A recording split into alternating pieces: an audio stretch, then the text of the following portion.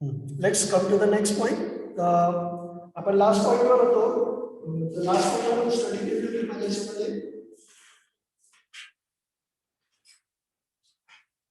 employee entitlements. Okay, then the next point is administrative setup.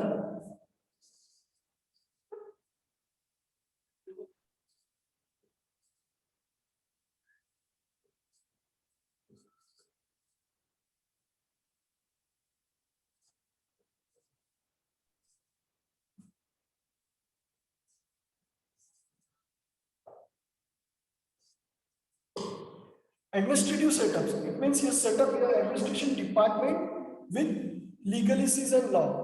आता ह्या point मध्ये काय लिहिलेलं आहे? The first is your administration department. Second condition,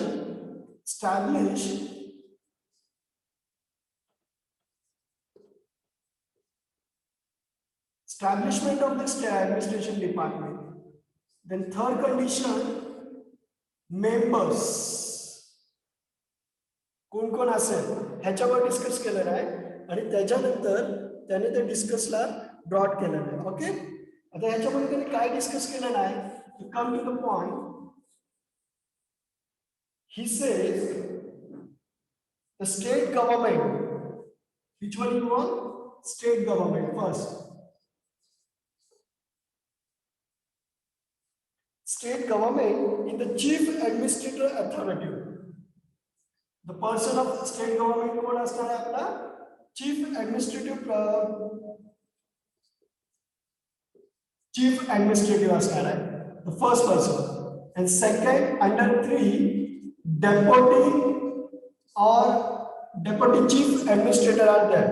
म्हणजे एक तर chief administrative state government नाही, म्हणजे state governmentचा एक माणूस, maybe the member of parliament or member of a legal assembly, MLA or MPs मधला कुठलाही एक chief administrative असेल तुमच्या फॅक्टरीचा, तो legalities हँडल करेल.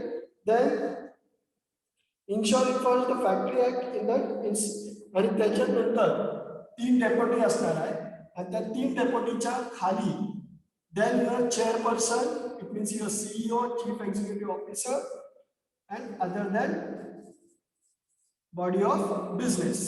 Body of business म्हणजे body of business म्हणजे तुमचे जे येणार आहेत ते members. Okay, all these party are inspected by an business inspection. By an inspection, कोणाच्या इन्स्पेक्शन होणार आहे? By inspector of authority of investigative setup. Administrative सेटअपचा जो इन्स्पेक्टर असणार आहे त्याच्याकडून हे इन्स्पेक्ट होईल आणि त्या इन्स्पेक्ट मध्ये काय होणार आहे? पूर्ण इन्स्पेक्शनचं स्टडी होणार आहे.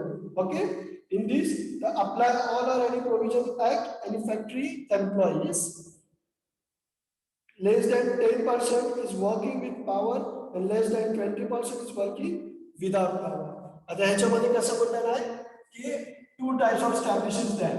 एक आहे लेस दॅन 10% आणि एक आहे लेस दॅन 20%. अब लेस दॅन 10% में पावर रहेगा तुम्हारे पास, तुम्हारा ही पावर रहेगा. इट मीन्स एक सोल प्रोप्राइटर बिजनेस होता है ना, या partnership form like this. But less than 20, इसमें क्या रहेंगे? No power. Equity share holder business like this, इसमें ओनर का पावर नहीं रहता, इक्विटी होल्डर का पावर रहता है.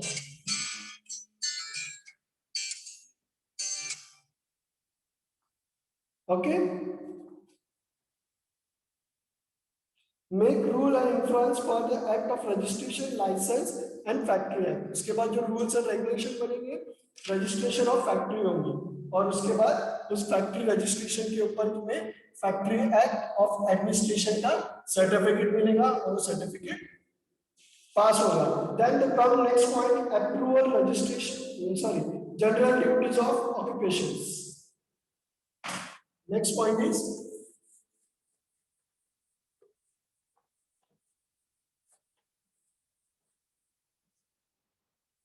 general duties of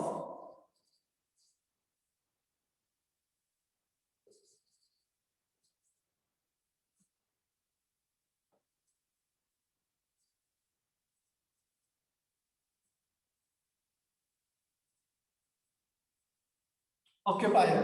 अब यहाँ ऑक्यूपायर कौन होगा? वही डिपार्टमेंट रहेगा। गवर्नमेंट ऑक्यूपाई एक chief person, then deputy 3 chief and other establish body by you. अब इनकी ऑक्यूपायर जो रहेगी, ऑक्यूपायर उनकी जो ड्यूटीज रहेगी, तो फर्स्ट ड्यूटी क्या है? द फर्स्ट ड्यूटी इज, उसने क्या बोला हुआ है? Ensure so far as is responsible to particular, दूर तक या करीब करीब बहुत दिन तक वो पर्टिकुलर अपनी रिस्पॉन्सिबिलिटी में सिक्योर रहे। Okay, safety and welfare of all worker, और वो डिस्कस किसके ऊपर करें? सेफ्टी एंड वेलफेयर के ऊपर। Okay, provide and maintain plan system of worker and factory of all safety, जैसे मैंने पहले ही बोला था। तो क्या प्रोवाइड करें? Safety, welfare and etcetera. Okay, make arrangement for ensuring safety and absence of risk and healthiness, ensure रहे कि वो वर्कर की सेफ्टी, हेल्थीनेस और अदर की डिस्कस करे। इट मींस फर्स्ट में क्या बोला है कि इंश्योर कर रहा है, किस बात से इंश्योर कर रहा है? Ensure regarding to responsibility.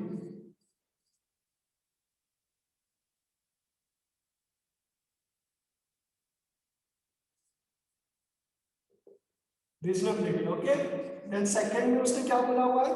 Provide maintain plan कि मेंटेनेंस के ऊपर डिस्कस किया कि प्लांट अच्छा रहे, जंग खाया हुआ ना रहे।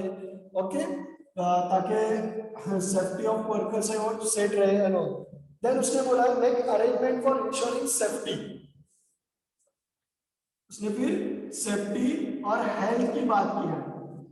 ओके, देन उसके बाद उसने किस चीज की बात किया है? Provide necessary information and instruction, information दी जाए, यानी न्यू प्रोडक्शन, उसके बाद न्यू क्वालिटीज, न्यू आइडियाज जो है वो इंफॉर्मेशन किसको देनी चाहिए? वर्कर्स को। तो उसके साथ क्या देना चाहिए? न्यू इंफॉर्मेशन है, इंस्ट्रक्शन, कि अगर न्यू मशीन आई हुई है तो उसको कैसे यूज करें, उसका इंस्ट्रक्शन मिले।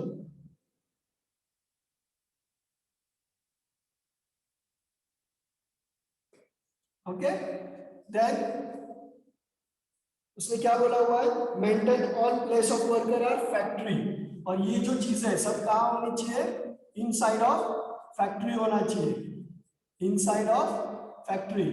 एंड लास्ट पॉइंट उसने अपने लॉ में लिखा हुआ है, provide all maintain such as working environment, उसको क्या होना चाहिए? वर्किंग एनवायरनमेंट होना चाहिए।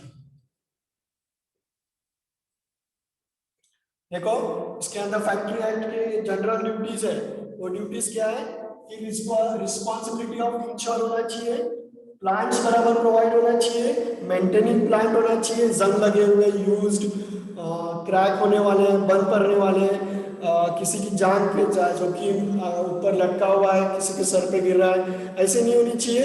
देन सेफ्टी और हेल्थ के ऊपर डिस्कस किया है कि सेफ्टी होनी चाहिए, हेल्थ होनी चाहिए और डिस्कस होना चाहिए। देन इंफॉर्मेशन एंड इंस्ट्रक्शन करने चाहिए regarding to the new ideas and new machineries. Okay, then inside of factory, ये सब कहाँ होना चाहिए? इनसाइड ऑफ फैक्ट्री होना चाहिए, ताकि उनको अच्छे से हेल्प हो, और provide the maintenance as insure factory हो। ओके, वर्किंग एनवायरनमेंट जनरेट होना चाहिए। यहाँ ये point general duties of occupation,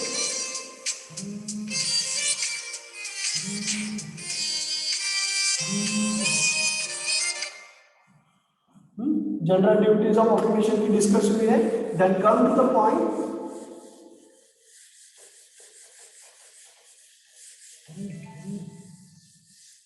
come to the next point.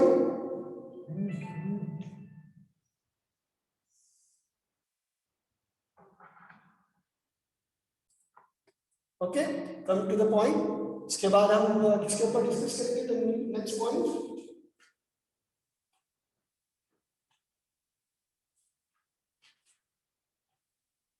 Provision regarding to the health of workers, provision regarding to the health of workers, कि इस act में जो provisions है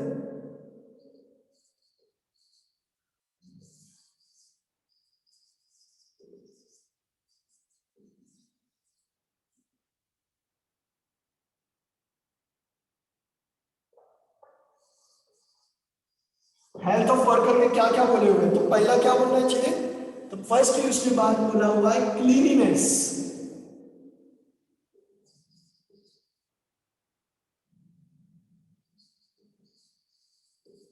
क्लीनिनेस सेक्शन 11, अपने सेक्शन 11 में उसने क्या बोला हुआ है कि फैक्ट्री में क्लीनिनेस होनी चाहिए, यानी क्लीन होनी चाहिए, हर जगह पे इधर उधर केमिकल्स गिरे हुए हैं, ऑयल्स गिरा हुआ है, कुछ ऐसा होना नहीं चाहिए जिससे कोई पाव गिर गया केमिकल्स के ऊपर, वो ऐसी स्लीप हो गया, स्कीट हो गया, गिर गया।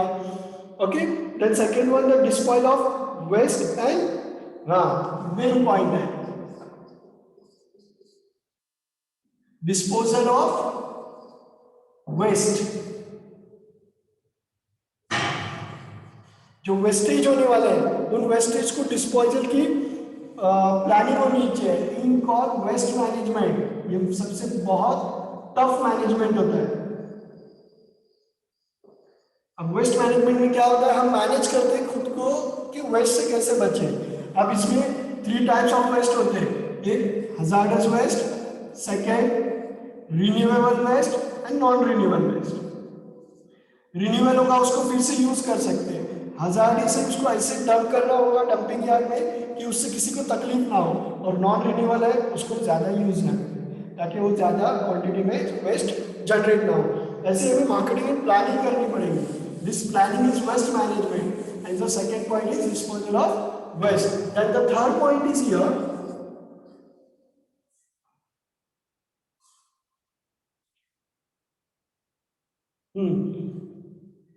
Ventilations.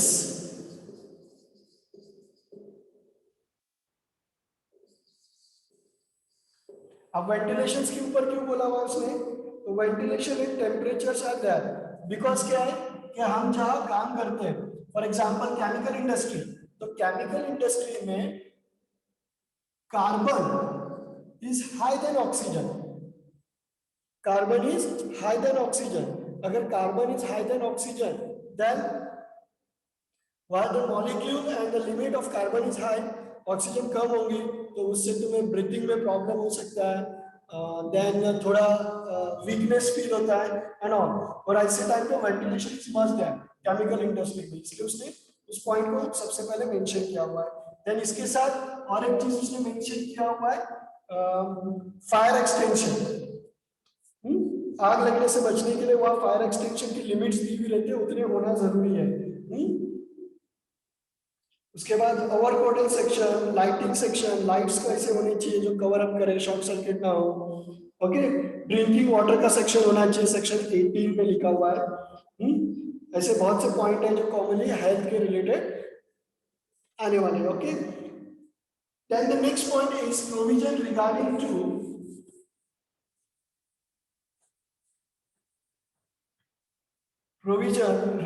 To safety of workers. पहला जो क्या था, हेल्थ, हेल्थ के बाद इनकी अभी सेफ्टी के बारे में बोल रहे हैं।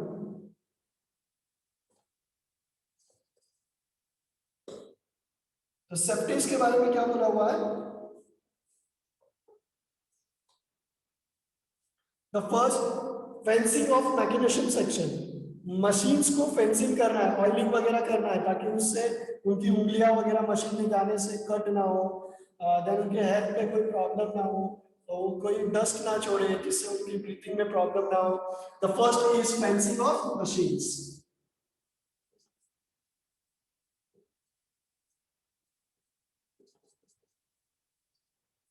Then second is working or near machinery motion section. Second point क्या बोला हुआ इसने, working, work on the near machinery, करीब करीब की मशीन पे काम करे, उसको दूर दूर तक ना लेके जाए, मशीन ए में काम कर रहा हूँ मशीन बी पे ना बुलाए। Okay, then employment of young person, employed कौन होना चाहिए, इसलिए इस पॉइंट को बोला हुआ है यंग पर्सन, रिटायर नहीं होना चाहिए तुम्हारे लिए, क्यों, क्योंकि वो बुढ़ा रहेगा तो कोई प्रॉब्लम हो गया, एजेड रहेगा तो प्रॉब्लम हो सकता है, देन प्रॉब्लम्स को सॉर्ट आउट करने के लिए अच्छा है कि यंग पर्सन को अपॉइंट करो। Okay, then striking gear and revise to cutting, जो मशीनरीज के गेयर अप रहते हैं उनको स्ट्रीक करना चाहिए, ऑयलिंग करना चाहिए। सेल्फ एक्शन मशीन की प्रोवाइडिंग करें, एक बार चालू करने के बाद खुद से चले, बार बार उसको वर्किंग ना हो।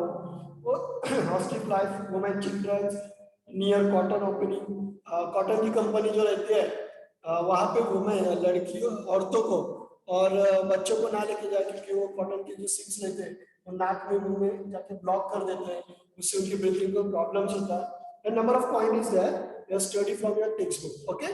और कोई प्रॉब्लम होगा तो पूछ लेना। That the new provision related to the welfare of worker, ये हुई बात है, मैं फिर से ले रहा,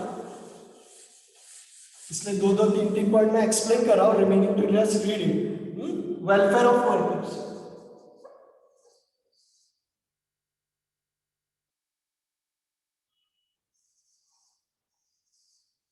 वेलफेयर ऑफ वर्कर में क्या होना चाहिए, उनकी वेलफेयर की डिस्कस होगी। तो पहला वेलफेयर क्या बोला हुआ है, वॉशिंग सेक्शन, यानी ऐसा सेक्शन होना चाहिए जहाँ पे वो वॉश कर सकते हैं, अपने हाथ मुंह धो सकते हैं, यानी वाटर सप्लाई होना चाहिए जिससे वो खुद को क्लीन कर सके, ओके। चेंजिंग रूम्स होनी चाहिए for ladies and all. Then storing and drying section, storing and drying section, store करने और ड्राई करने की जगह होनी चाहिए जहाँ सुकून से बैठ सकते हैं। देन एसीज वगैरह प्रोवाइड करनी चाहिए। State government required provision stable facility storing section, okay. Then sitting section, बैठने के लिए आराम के लिए जगह होनी चाहिए। देखो एक कॉमन बातें जो रहती है उसको रेगुलेटर में उससे लिया हुआ है। फर्स्ट एड सेक्शन होना चाहिए, first aid section is must.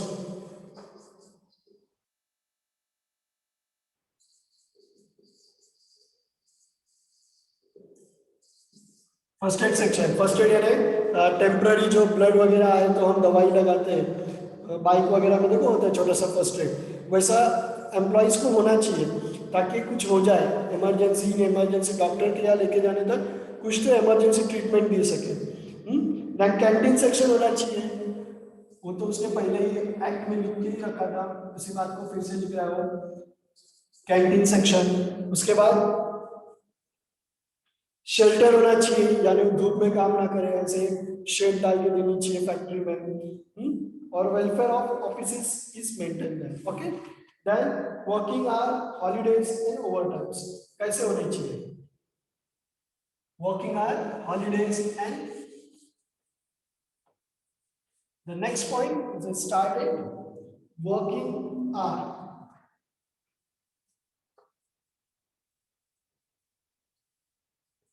Working hour यानी काम करने का टाइम, तो उसने पहले ही बोला हुआ है 7 PM तक होना चाहिए। The working hour not be employed work as of during the night or between the hour of 7 PM to 6 AM, ऐसा टाइम नहीं हो, नाइट में काम ना रहे, नाइट में काम ना रहे। इट मीन्स और नाइट का भी उसने टाइम ड्यूरेशन दिया है from 7 PM to 6 AM, in time के बीच में काम नहीं होना चाहिए, या होगा तो लो होना चाहिए, okay. Then no dual employment, एक से डबल काम नहीं करना है, नो ड्यूअल एम्प्लॉयमेंट, एक बंदा दो दो जगह नहीं दिखना चाहिए। And third point is working hour, the working our, उसके बाद द मेन पॉइंट है वर्किंग आवर कैसे रहे। अब इसके ऊपर डिस्कस करते हुए उसने क्या बोला हुआ है, the working hour is must adult worker और the adulation certificate to work of adult, यानी उनके पास जो काम होने वाले अडल्ट होने चाहिए, या फिर उनके पास जॉब सर्टिफिकेट अडल्ट वर्कर का जो प्रूव करे कि काम करने वाला +18 है, ओके। उसके ये रेस्ट इंटरवल और स्ट्रेट होना चाहिए, वीकली हॉलीडे होना चाहिए। Fourth one is weekly holiday होना चाहिए, it mean Sunday Friday, in some countries Friday, in some countries Sunday, एक हॉलीडे होना चाहिए, in some days Monday. Overtime होना चाहिए, ओवर टाइम्स होना चाहिए। एंड ओवर टाइम्स में भी क्या बोला हुआ है, वर्किंग में more than 9 hours, more than 9 hours of any day for man 48 our is in working, यानी अगर 9 आवर काम कर रहा है तो उसमें से 48 आवर का जो डिस्कस रहेगा उसके हिसाब से उसको कैलकुलेट होगा ओवर टाइम, ओके।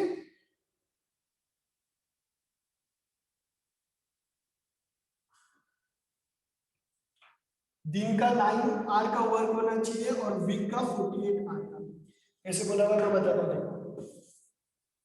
एक बंदा काम करेगा तो 6 डे काम करता है और 6 डे, वीक का 6 डे होता है, 48 डिवाइडेड बाय 6, तो उस हिसाब से 6 8 48, यानी विथ ओवर टाइम तुम्हारी बिजनेस 8 आवर का काम करना चाहिए। It means regular 6 hour and plus 2 hour overtime, ऐसे 8 आवर होने चाहिए। और ये भी जो वर्क है 8 आवर का मैक्सिमम 9 आवर से अप नहीं जाना चाहिए, यानी एक बंदा 9 घंटे से ज्यादा काम नहीं करना चाहिए इन वन प्लेस। समझा क्या बोल रहा हुआ है? क्या बोला हुआ है? एक दिन में, in one day it's work maximum 9 hour, but in 1 week it is maximum 48 hour. एक दिन में 9 आवर काम कर सकता है, लेकिन वीक में उसको कितने दिन बुलाए? 48 आवर। अगर 9 आवर के हिसाब से 9 6 आवर, 6 दिन तुम्हें बुला रहे हैं तो 54 आवर हो रहे हैं। It's not good, it's heavy duty. ये तुम मुझसे खपा के लेने ज्यादा काम करा रहे कम पैसे में, तो तुम्हें उसको ऐसा सेट करना है कि वीक के 48 आवर हो लेकिन दिन के 9 आवर्स या 9 आवर से कम हो। Okay, are you getting this point? It is overtime system. Then leave and live with. The next point is live or live with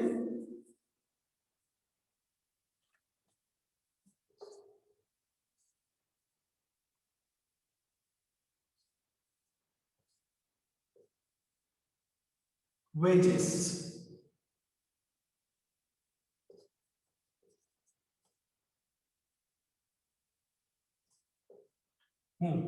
तो छुट्टी जो मिलेंगी, लीव लेंगे,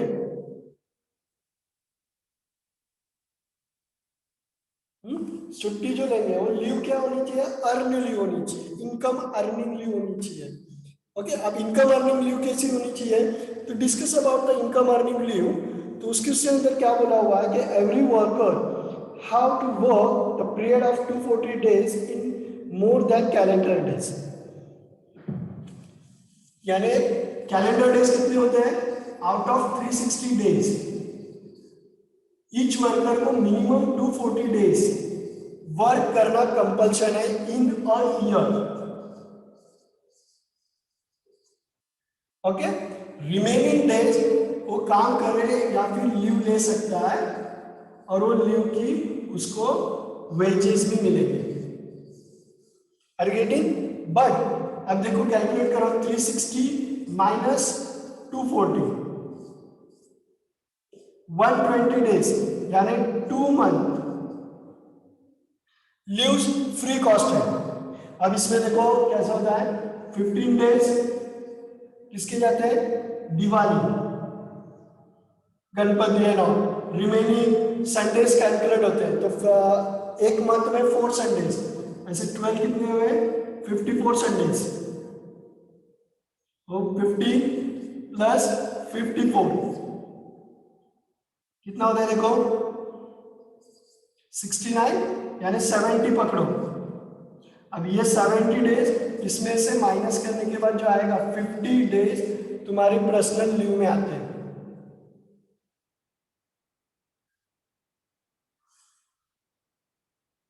सॉरी 48, ओके, वो 48 इधर ले लो। Then 53 days, it means 55 53 days, वो 53 डेज यहां से लेस करेंगे तो देखो कितना होता है? 10 में से 3 है 7 और 6, 67 डेज मैक्सिमम तुम्हारे पास लीव लेटर के ऊपर लीव ले सकते हो, यानी इमरजेंसी लीव हम 67 डेज का ही अप्लाई कर सकते हैं। जबकि ये जो कैलकुलेट होगा, जबकि ये कैलकुलेट होगा, वो कैलकुलेशन एक बार फिर से देखो, तो देखो 360 डेज में से 240 डेज तुम्हें वर्क करना है।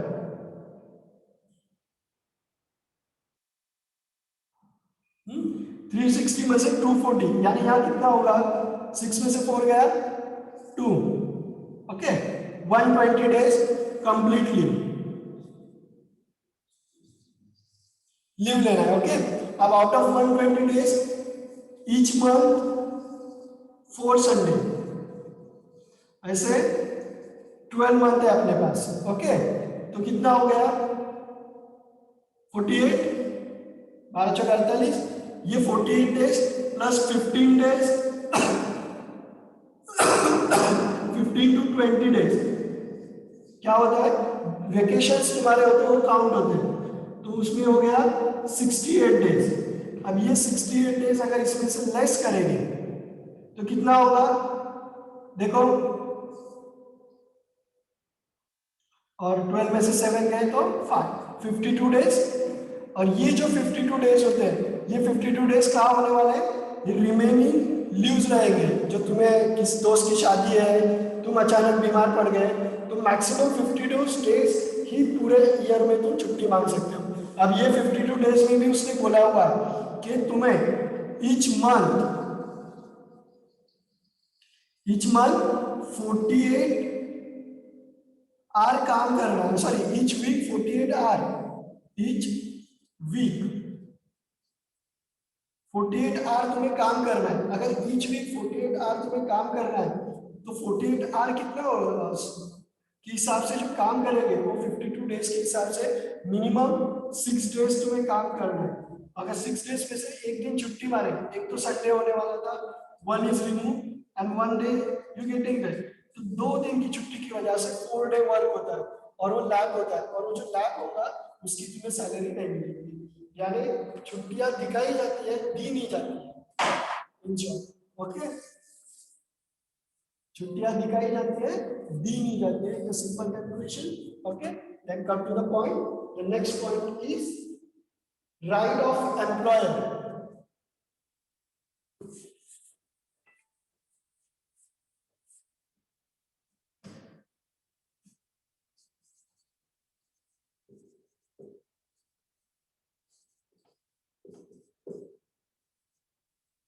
एम्प्लॉयर, ये पर्सन कौन होता है, जो एम्प्लॉइज को काम देता है, तो उसके राइट्स क्या होने चाहिए regarding to the factory act.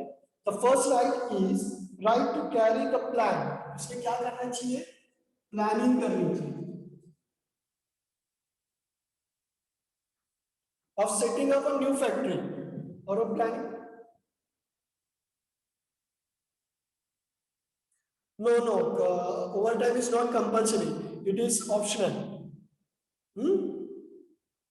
वो तुम पे डिपेंड होता है कि तुम्हें कितना पैसा कमाना है और कितना करना है। जिसकी जैसी जरूरत वो वैसा काम करता है। और ओवर टाइम के बारे में अगर बोलूँ सीरियसली, तो ऐसे लोग करते हैं जिनको पैसे की ज्यादा जरूरत होती है या कुछ खर्चे होते हैं, बट इट्स नॉट नेसेसरी कि तुम्हें करना है, okay. Plans, okay. The planning for new plan, क्या प्लान होना चाहिए कि हम न्यू प्लान निकालेंगे। अगर न्यू प्लान के लिए फिर ज्यादा पैसा रहना चाहिए तो वर्कर ज्यादा काम करेंगे। देन नेक्स्ट क्या होना चाहिए, right to appeal to central government against the state government refusal.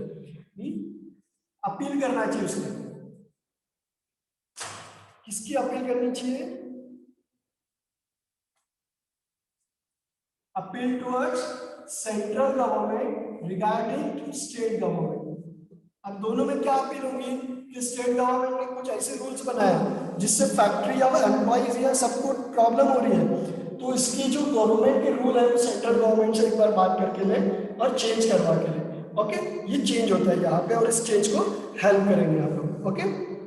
Then the right to recent for child और यंग पर्सन, ऐसे राइट्स बनाओ जिससे यंग पर्सन और सबको यूज करना मिले, ओके। एंड ऑन, यहाँ ये चैप्टर खत्म हो गया है, फैक्ट्री एक्ट 1948।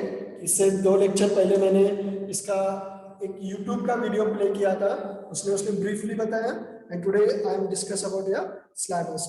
अब मैं 1-2 मिनट के लिए अनम्यूट करता हूँ सबको, मुझे 1 बाय 1 बताना है इसमें कोई प्रॉब्लम है क्या, ओके। हेलो, साहिल, गुड नाइट, गुड मॉर्निंग ये लिखने के लिए तुझे बुलाता नहीं हूँ मैं। जिस दिन तू मेरे सामने होगा ना ऑफलाइन होने के बाद, उस दिन डिस्कस करेंगे। ओके, तो come to the point. Sonali Jangam, unmute yourself.